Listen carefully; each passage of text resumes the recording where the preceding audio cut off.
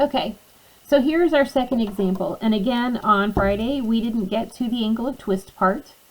But we're going to go ahead and work through the whole problem. So if it's just Friday stuff where we're looking at shear stress equals T rho over J, then you can just pause it, and after Monday you can come back and pick up the rest of the problem. So we have a stainless steel solid. That's key. Solid means there's no holes, it's not a tube, and I'm going to probably be given a diameter, or actually that's what I'm going to be searching for, is that minimum diameter. Okay. We are given a G, so this is our modulus of rigidity. Remember, that's if we are looking in the elastic region. It is just the slope of our shear stress and shear strain in that elastic region. It's 72 inches long. That tells me a length will be subjected to a pure torque.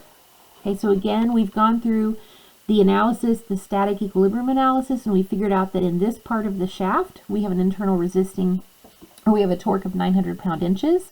We want to determine the minimum diameter required if, okay, so we have two ifs. We don't want to exceed 8,000 psi, so we don't want to exceed a shear stress. We also don't want to exceed an angle of twist of 5 degrees. Okay, so we're going to have to find a diameter that deals with the shear stress. We're going to have to find a diameter that deals with the twist, and then we have to figure out which diameter we want, the larger one or the smaller one. And we're going to want the larger diameter, because otherwise we're going to have failure. We're not even going to get to that point.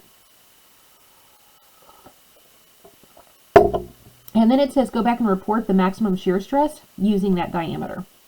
Okay, so let's just get everything set up. So we have a shaft. And when we look at that shaft, we have an outer diameter. And I know that my radius is diameter over 2. Okay. I also know my polar moment of inertia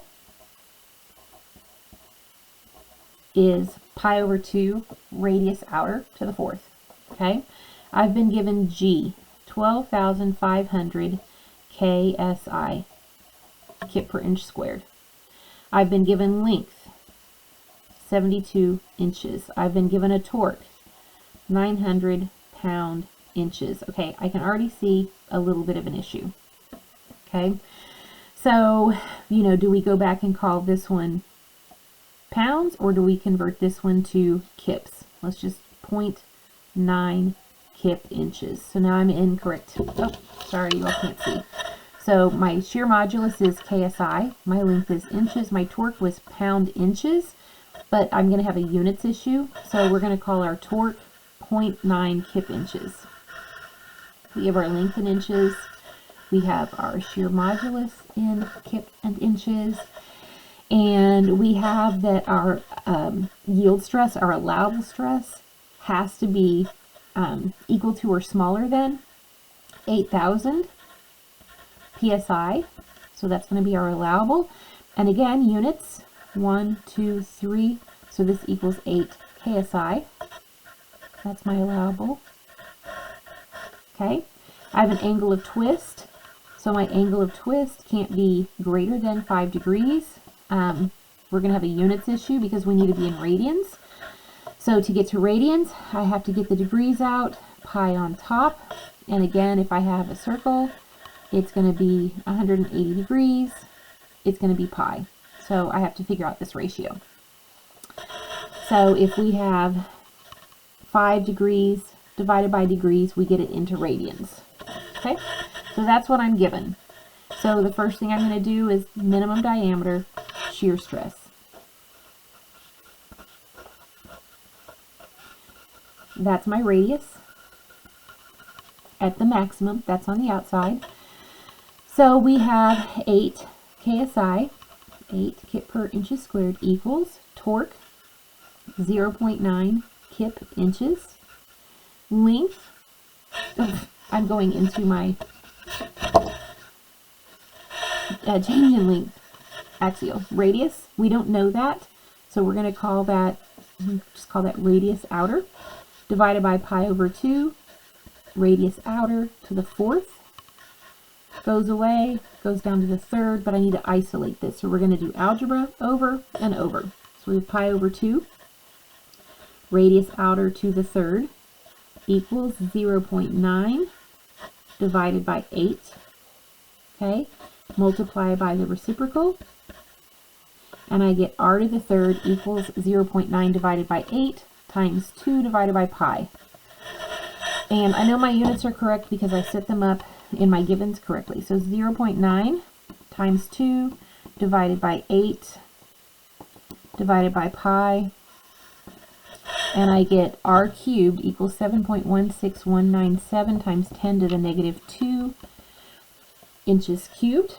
And then I can take the cubed root of that, so 3, and I get that my radius has to be 0.4152 inches. So that's the smallest it can be, is 0.4152 inches. We need to be greater than or equal to that, and this is for the allowed shear. So now we're going to go back and do the same thing, but we're going to use our angle of twist, TLJG, and we're just going to plug in what we know. So I have 5 degrees times pi over 180, because I have to be in radians, equals torque 0.9 kip inches, length 72 inches, J pi over 2, radius to the fourth, G 12,500. And I know my units work out right because I've already got everything in kip inches. So now I'm going to be doing some algebra. And when I do my algebra, I have to do some cross multiplication.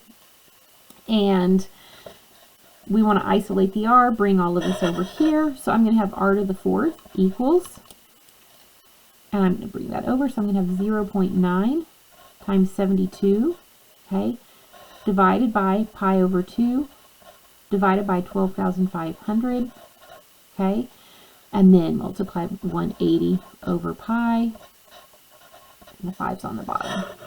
So if I did my math correctly, I should have 0.9 times 72 times 180, okay, divided by pi as a number, 2 divided by 12,500 times pi as a number times 5 times divided by, and I get 0.0378 inches cubed, because remember it's, inches to the fourth.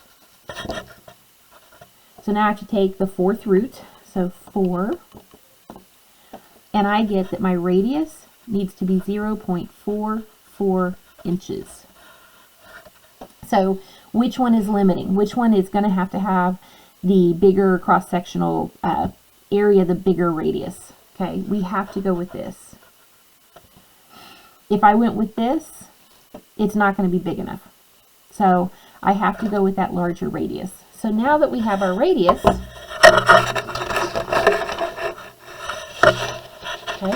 trying to get some more paper. So I'm going to go with my radius of 0.44 inches. And if that's the radius, how do I get to diameter? I have to go back and multiply. So my diameter equals to radius, and I get 0.88 inches. Okay, so if this is the diameter that I'm going to use, then I already know that it says go back and look at the twist and angle of and the maximum shear stress. Well, if I'm using the one for angle of twist, then I should come back with that my twist is back to that 5 degrees. Okay, but now I'm going to use this for shear stress.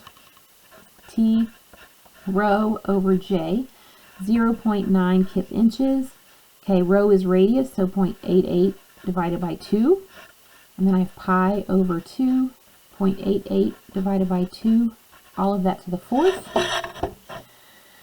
So we get 0.9, 0.88 enter, 2 divided by, times, pi as a number, 2 divided by, 0.44 enter, 4 there, times, divided by, and I get a shear stress of 6.73 KSI. And I originally had found a diameter of 0.4152. That took me to the 8 KSI, that limiting. Because I've increased the diameter, it's going to decrease the shear. So that would be the shear stress at using the diameter where I'm limited by angle of rotation. So in this problem, we were limited by rotation, which told us we needed a diameter of 0.88 inches, which gave us an angle of rotation of 5 degrees, and it gave us a shear stress of 6.73 KSI. There you go.